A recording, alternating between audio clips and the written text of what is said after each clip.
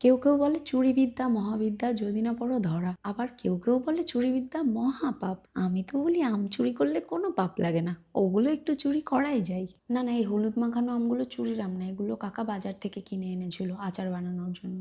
আমি এত গরিব যে আমি কলকাতা থেকে বনগাঁয় এসেছি স্কিনের ডক্টর দেখাতে, তাও আবার হসপিটালে।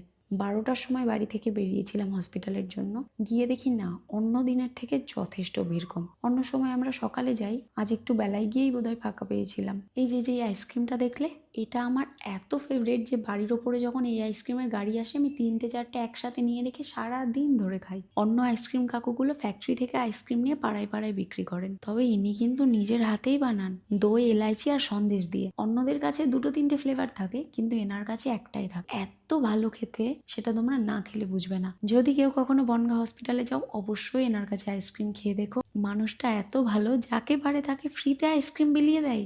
আমি আর বোন 2টো করে খেয়েছিলাম আর বাড়ির জন্য নিয়ে এসেছিলাম। ইনি শুধু রবিবার দিন ওখানে বসেন না। সন্ধেবেলায় জ্যোতির সাথে বেরানোর কথা ছিল, কিন্তু বৃষ্টি হচ্ছিল বলে আমি আর বেরাইনি। ওকে বললাম তুই আয়। ওর আসতে দেরি হচ্ছিল দেখে আমি গেছিলাম মানুদের বাড়িতে। তারপর আমরা গেছিলাম সোনালির সামনে ফুচকা খেতে। তারপর বাড়ি এসে দেখি কাকির আচার বানানো কমপ্লিট।